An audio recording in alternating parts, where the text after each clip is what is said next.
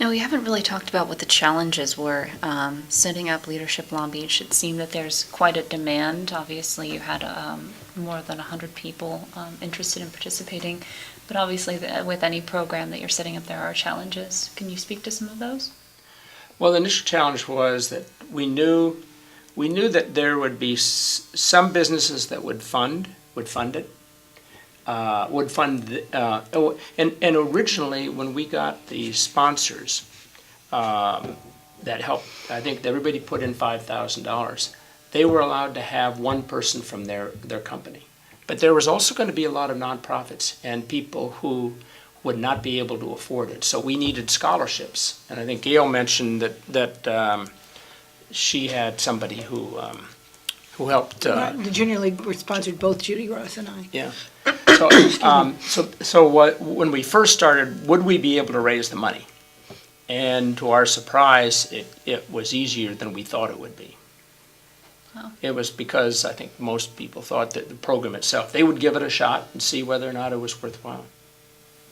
Great. Did you see any challenges in terms of after your graduation from the program and continuing your involvement? What were some of the challenges? Well, there were, I mean, of course, it's always involving, but there were years that we didn't have that kind of response to be members of the class that we'd had in the beginning, but that kind of comes and goes, and we had to continue to explain to the public, people that we drew from, that our definition of leadership, that this was, you didn't come and learn time management in Leadership Long Beach, but you learned to be a better community a participator in Long Beach, the community of Long Beach.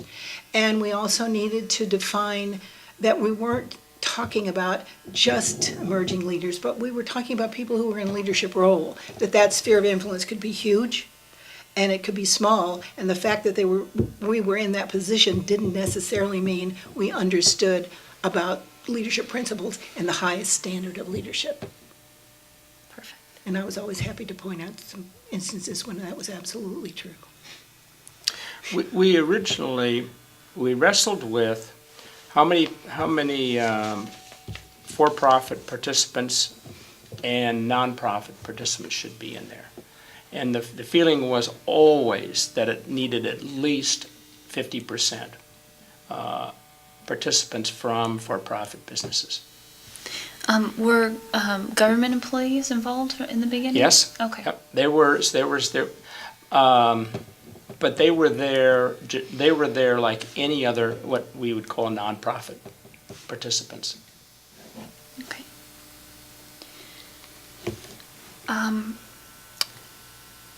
How would you say has the program structure and elements of Leadership Long Beach changed today since the beginning? Can you speak to that? Well, I can't really, but I know, I'm looking this morning when we got here, I'm looking at the kind of records that they're keeping, in a magazine of each class. Mm-hmm. They're doing a really great job of keeping the history so that it can be shared with the beginning. We're beginning to have elements that allow us to unify the classes from 90 to today.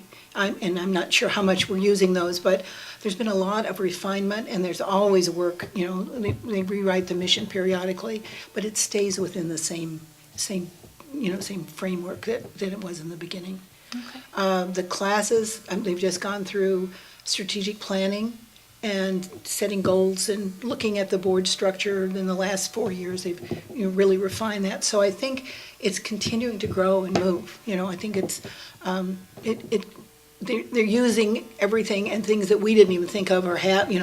Because what we were looking at was the beginning. It's like Peter said, you don't want to do too much, mm-hmm. but now we're able to build on what was started, and I think it's growing, and I feel good about it.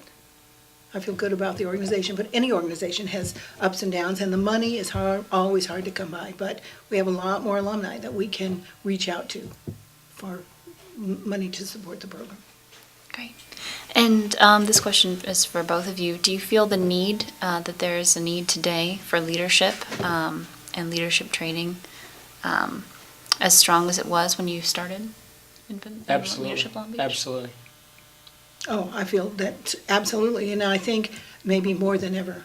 because we have all kinds of examples of people that didn't take this class and they don't know what principal leadership looks like leading us. You know, we see evidence of that, so I think this can't ever not be something that's important.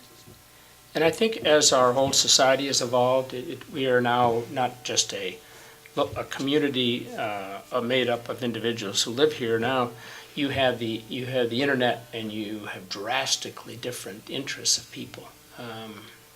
We are just a small microcosm of the whole world.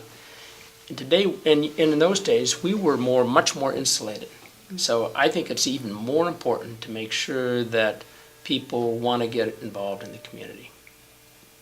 And our community has grown. I mean, what we say is community has grown. You know, the borders of Long Beach have, broken down, so we reach further and they reach us. And it's much more diverse.